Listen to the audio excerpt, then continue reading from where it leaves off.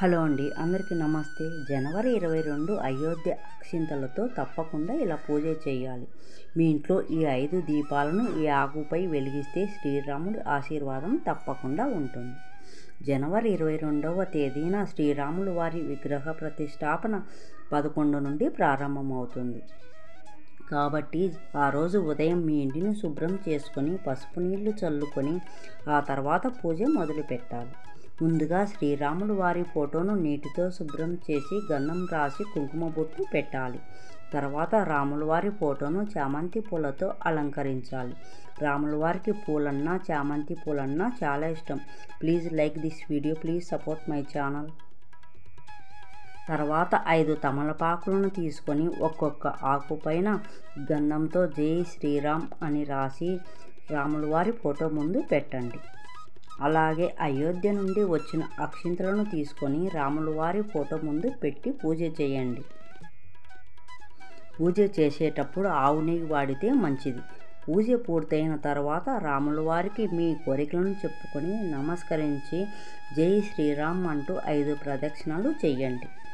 అయోధ్య శ్రీరాముని విగ్రహ ప్రతిష్టాపన పూర్తయిన తర్వాత రాముల వారి ముందు పెట్టిన అక్షింతలను తీసుకొని ఇంట్లో ఉన్న అందరూ తలపైన చల్లుకోవాలి. అలాగే సాయంత్రం సమయంలో 5 దీపాలను వెలిగించాలి. ఆ దీపాలు ఎక్కడ వెలిగించాలి, 5 దీపాలు ఏ ఆకుపై వెలిగిస్తే మంచిది అనేది ఇప్పుడు తెలుసుకుందాం. తమలపాకులు కానీ, రావి ఆకులు కానీ, మారేడు ఆకులు కానీ, ఈ 3 ఆకుల్లో ఏదో ఒక ఆకుని ఒక 5 ఆకులను తీసుకుంటే సరిపోతుంది. ఈ 5 ఆకుల మీద 5 దీపాలు వెలిగించాలి. అయితే మరొక ముఖ్యమైన విషయం ఏంటంటే మట్టి ప్రమిదలు లేదా పిండి దీపాలలో మాత్రమే దీపాలను వెలిగించండి.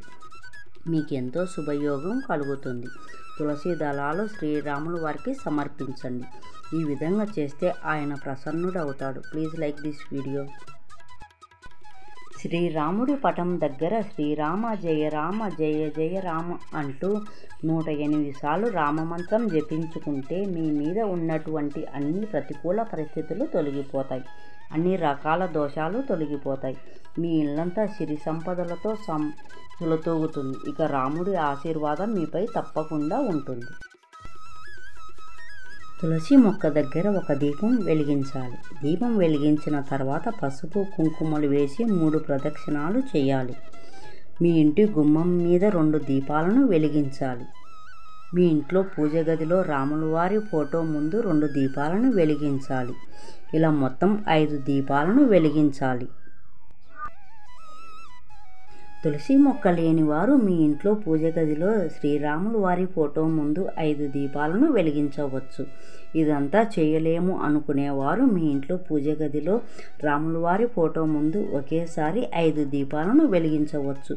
ఈ చిన్న వీడియో కనుక నచ్చితే ఒక లైక్ చేయండి. ఛానల్ సబ్స్క్రైబ్ చేయడం అయితే మర్చిపోవద్దు ప్లీజ్.